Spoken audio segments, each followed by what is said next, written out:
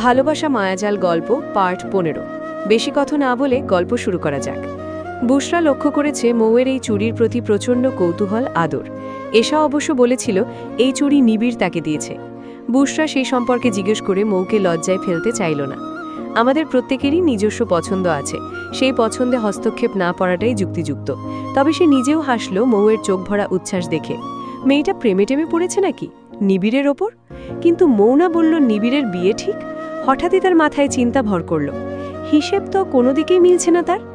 মৌ হাতে চুড়ি পরে হাত নাড়িয়ে চুড়ির শব্দ শুনল। তার আগে থেকেই চুড়ির ঝুনঝুনি শব্দ পছন্দের। এই সাদা চুড়ির সুর তো আরও আদুরে হয়ে গেছে। সে কতবার কতভাবে এই এক সুর শুনেছে। তার এত খুশি হচ্ছে কেন? নিবিড় দিয়েছে বলে? অবশ্য সে এখন নিজেও স্বীকার করে সে নিবিড়কে পছন্দ করে। সে জানে পছন্দ করাটা কোনো পাপ নয়, তবে নিবিড়ের মতো মানুষকে সে কি করে পছন্দ করে ফেলল, এটাই মূলত ভাবনার বিষয়। নিবিড়ের সাথে তার শেষ দেখাটা সেই রেল লাইনেই ছিল।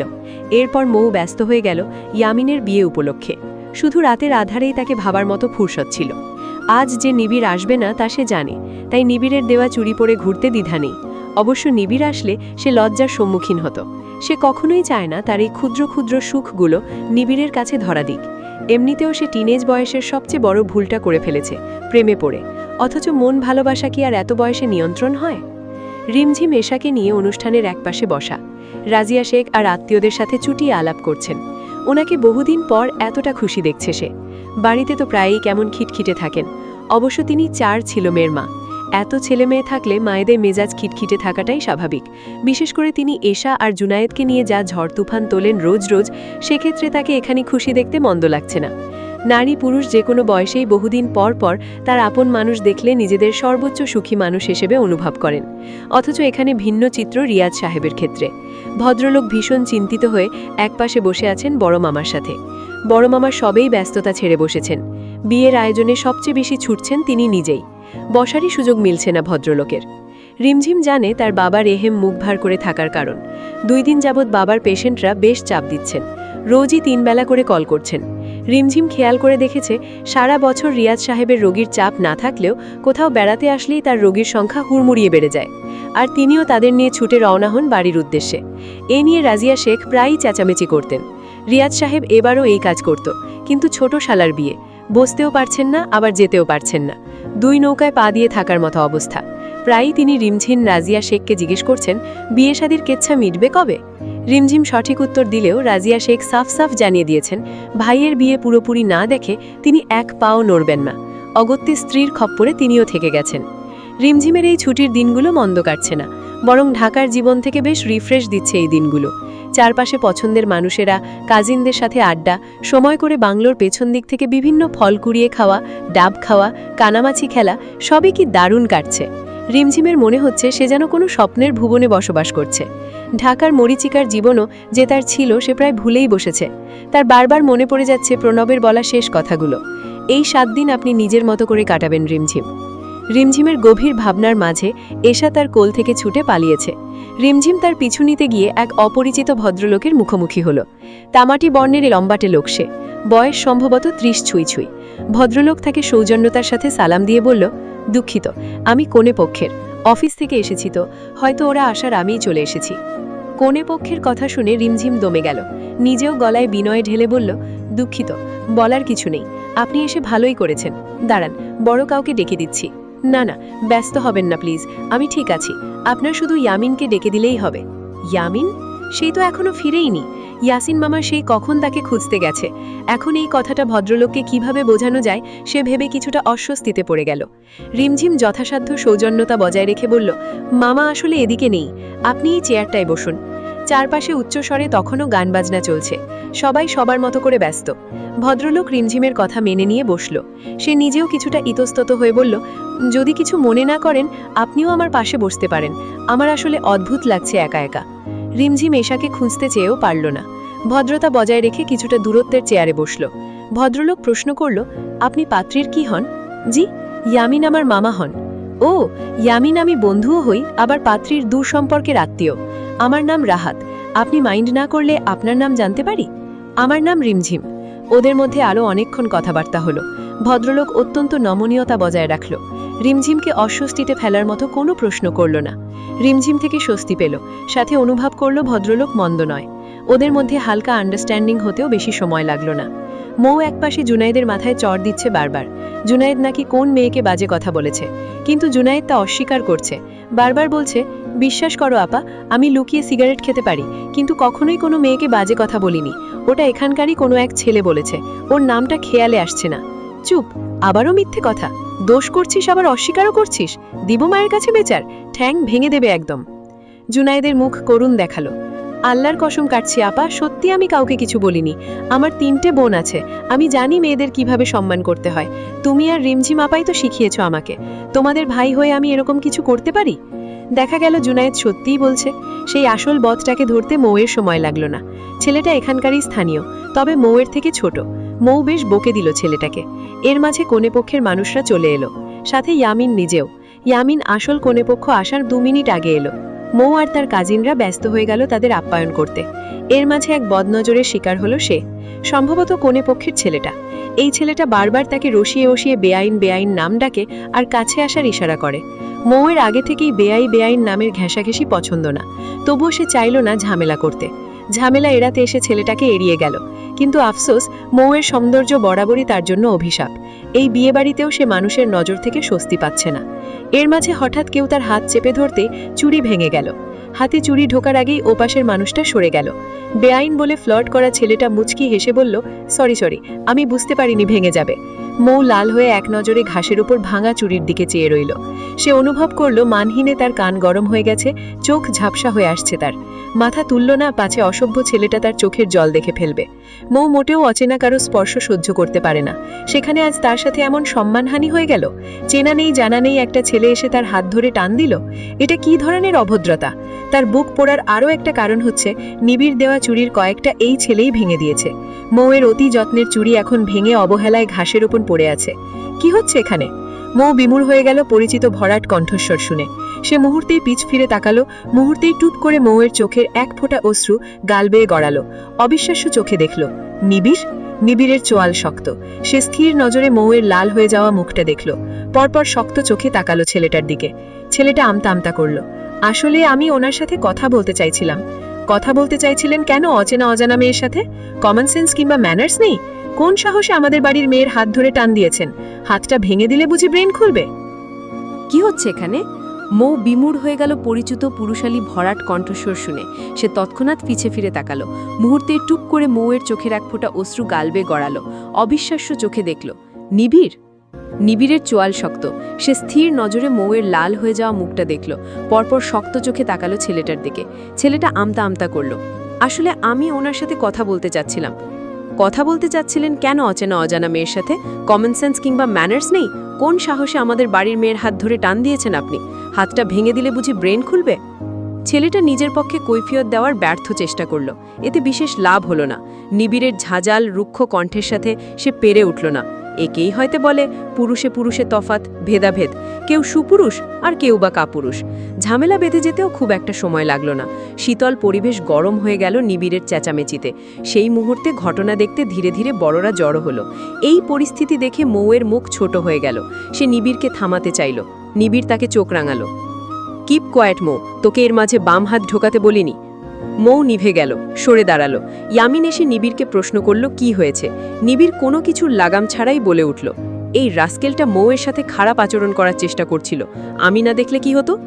বাড়ির মেয়ের উপর খারাপ নজর পড়েছে, এ কি আর চারটেখানিক কথা? স্বভাবত ইয়ামিন এবং ইয়াসিনেরও খেপে যেতে সময় লাগলো না। ইয়াসিন তখনই কনের বাবাকে কল লাগালো। ভদ্রলোক কল রিসিভ করতেই নরম সুরের বদলে ইয়াসিন গলা উঁচিয়ে বলল, আপনাদের ছেলে সাকিব যে একটা চরিত্রহীন, তা কি আপনারা জানেন? সাকিব নামের ছেলেটি সম্পর্কে কনের চাচাতো ভাই হয়। ইয়াসিনকে খেপে গিয়ে উলটপালট বলতে দেখে বড় মামা কল কেড়ে নিলেন। তিনি নিজে গলা শক্ত রেখেই ভদ্রভাবে কথা বলতে লাগলেন। একটা সামান্য হাত ধরার ঘটনাকে কেন্দ্র করে বিয়ে বন্ধের উপক্রম। ইয়ামিন বলছে এমন বাড়ির সাথে সে সম্পর্ক জুড়বে না। কনের বাবা বড় মামার মুখে ঘটনা শুনে ভীষণ লজ্জিত হলেন এবং তক্ষুনি বাকিদের নির্দেশ দিলেন সাকিবকে নিয়ে বাড়ি ফিরতে। এরপর তারা নিজেদের মতো করে বিচার করবেন। বড় মামা এক বাক্যে মেনে নিলেন। ইয়াসিন এই সিদ্ধান্তে নাকচ করেন। তারা পা হাত না ভেঙে এই ছেলেকে ছাড়বে না, সাথে মানহানির মামলাও দিবে। বড় মামার পুলিশে পরিচিত বন্ধু আছে, উচ্চ পদে, এমনকি নিবিড়ের রিটায়ার্ড বাবাও আছে। লেজ গুটিয়ে পালাবে কোথায়? কত বড় সাহস তাদের ঘরের মেয়ের সাথে অসভ্যতামির চেষ্টা করা। তাদের যেমন নামডাক আছে, তেমনি ঘরের মেয়েরা তাদের জন্য এক একজন সোনার টুকরো। সামান্য আঁচড় লাগলেও তারা অস্থির হয়ে পড়েন। সাকিব এদের মধ্যে পড়ে তার মুখ প্রায় রক্তশূন্য হয়ে দাঁড়িয়ে আছে। সামান্য হাতই ধরেছিল মেয়ের, সেখানে এত বড় গণ্ডগোল বেঁধে গেছে। ছাড় পাওয়ার বদলে হাত পা ভাঙার কথা উঠছে। সে তার সাথে আসা কাজিনদের খপ্পরে পড়ে ক্ষমা চাইল তার কাজের জন্য। তাতে কোনো লাভ হলো না। মৌ একপাশে কাঁপছে, সবচেয়ে অস্থির এবং বিধ্বস্ত দেখাচ্ছে তাকে। রিমঝিম তাকে শক্ত করে আগলে রেখেছে বুকে, 1 ইঞ্চিও ছাড়ছে না। অবশেষে সব মিটমাট হলো। ইয়াসিন মামারা সাকিবকে সাবধান করলেন তারা যেন তাকে এই বাড়ির সীমানাতেও না দেখেন। সাকিব মেনে নিল। যাওয়ার সময় নিবিড় তাকে পিছু ডাক দিল। পরপর সাকিবের গালে তার হাতের শক্ত চটকানা পড়ল, পরপর দুটো। সাকিবের মনে হলো তার মাড়ির দাঁত খুলে পড়ার উপক্রম, অবশ হয়ে গেছে ব্যথায়। নিবিড় কপালের রগ ফুলিয়ে দাঁতে দাঁত চেপে বলল, সামনে থেকে কোনো মেয়ের দিকে তাকানোর আগে এই চরগুলোর কথা মনে করবি। তাও যদি মনে না থাকে, নিবিড়কে মনে রাখিস। সাকিবরা চলে গেল। এই বিপত্তির মাঝে প্রতিবারের মতো মৌ আবার নিজেকে দোষারোপে ব্যস্ত হয়ে পড়ল। সে বরাবরই নিজের এই অতিরিক্ত রূপ নিয়ে হীনমন্যতায় ভুগে। ঝামেলা লাগলেই সে নিজেকে দোষারোপ করে, নিজের ক্ষতি করার চেষ্টা করে। এটা তার মস্তিষ্কে বিরাট প্রভাব ফেলেছে বহু আগেই। সে বারবার এই সৌন্দর্যকে অভিশাপ দাবি করে। এই অভিশাপে আজ তার ছোট মামার বিয়েটাও ভাঙার উপক্রম। ওরা কি ভাববে? মৌ বোঝা তাকে দাওয়াত করাটা ভুল হয়েছে, নাকি তার সাজগোজ করা ঠিক হয়নি, নাকি এই মুহূর্তে মেহমানদের সামনে দিয়ে ঘোরাফেরা তার উচিত হয়নি? সে তার কোন দিকটার খুঁত ধরবে? সে কিভাবে তাদের কাছে ক্ষমা চাইবে? মৌ অনুভব করল তার প্যানিক উঠছে। তার কম্পন আগের থেকে একটু বেশি অনুভব করল রিমঝিম। রিমঝিম বেশি না জানলেও মোটামুটি মৌয়ের এই ট্রমা সম্পর্কে অবগত। আগে থেকেই কোনো সমস্যা হলে সেই মৌকে সামলে রাখে। এখনও সে মৌয়ের মাথায় হাত বুলিয়ে দিতে দিতে মৃদুস্বরে বলল, এখানে তোর দোষ নেই, শান্ত হ বোন আমার, প্যানিক করিস না। মৌ নীরব রইল। তার চোখের পানি যাতে কেউ না দেখে ফেলে তার জন্য রিমঝিমের কাঁধে চোখ ডুবালো। কেউ লক্ষ্য না করলেও নিবিড় মৌকে দেখল।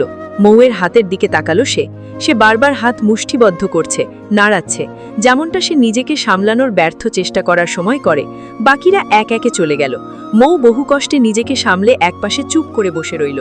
রিমঝিম তখন ছুটেছে বাবা মাকে দেখতে। তারাও যে মৌয়ের ব্যাপারে চিন্তিত সেটা ধারণা করা যাচ্ছে। মৌয়ের একাকী সময় সে পাথর চোখে হাতের সাদা চুড়িগুলো দেখতে লাগলো। গুনে দেখেছে ডজন চুড়ির 3টে চুড়ি নেই। কি ভেবে সে ভাঙা চুড়িগুলো আবারও খুঁজতে নেল একই জায়গায়। সে ভাবতে চায় না তার প্রিয় চুড়িগুলোকে কেউ পায়ের নিচে পিষেছে।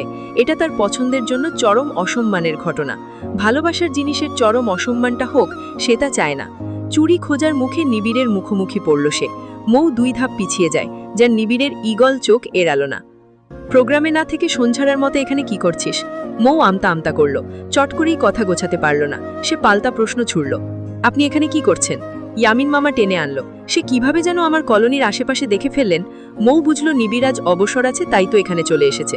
কথা ঘুরাস না, এখানে কি করছিস? মৌ কিছুটা দমে গেল, গলা নামিয়ে বলল, ভালো লাগছিল না তাই হাঁটাহাঁটি করছি। তুই জানিস তুই মিথ্যে বলতে পারিস না। মৌ চুপ করে গেল।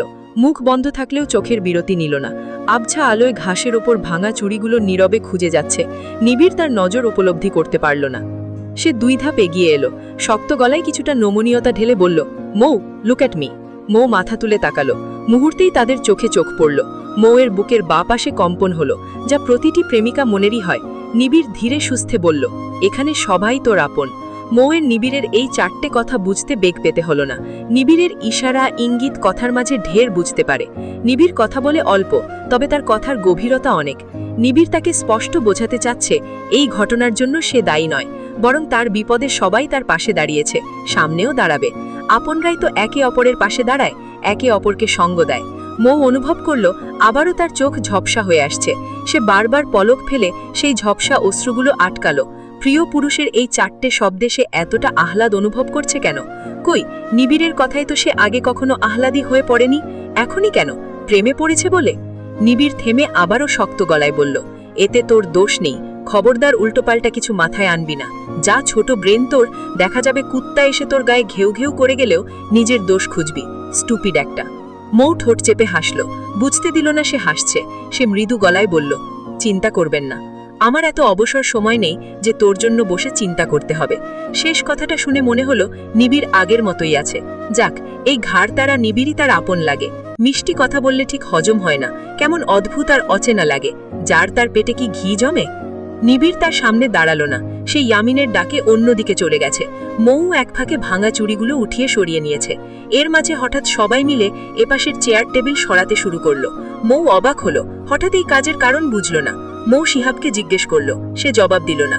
নিবিড়কেও সে দেখল বাকিদের সাহায্য করছে, আশেপাশে মেয়েরাও নেই। এই হম্বিতম্বি তার মাথার ওপর দিয়ে গেল।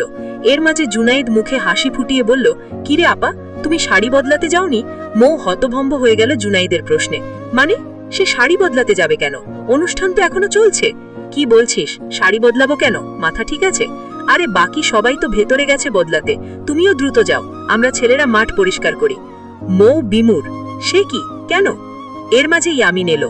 মৌয়ের নরম গাল টেনে বলল, বোকা মেয়ে, আমার বিয়েতে তুই মুখ ভার করে থাকবি তা কেমন করে হয়? যা, শাড়ি বদলে আয়, জুতাচোর খেলবি তোরা। মৌয়ের আকাশ থেকে জমিনে ধপ করে পড়ার মতো অনুভব হলো। ইয়ামিনের গায়ে হলুদের রাতে জুতাচোর খেলবে ওরা? অবিশ্বাস্য কর্মকাণ্ড।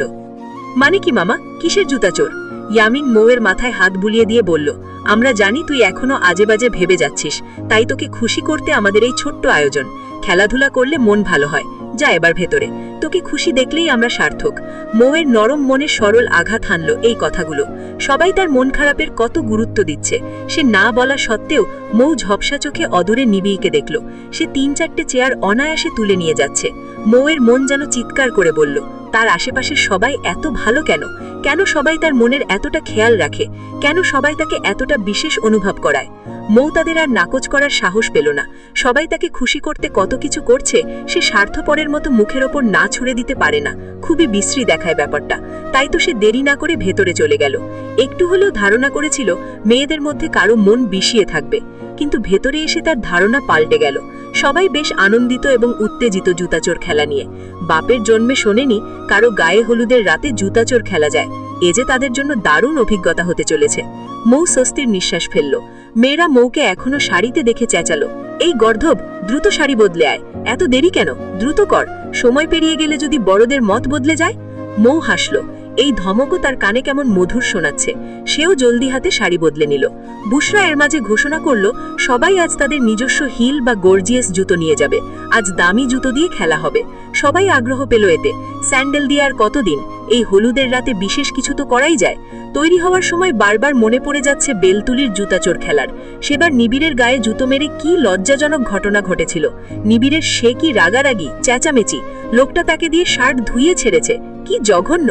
এবার মৌ আর বোকামি না করলেই ঠিক করেছে। সৌভাগ্যবশত আজ তাদের খেলা বিগড়ে দেওয়ার জন্য এশা নেই। এশাকে ধরে বেঁধে ঘুম পাড়িয়ে দিয়েছেন রাজিয়া শেখ। কিন্তু আফসোস একটাই, আজকের খেলাতেও নিবিড় উপস্থিত থাকছে।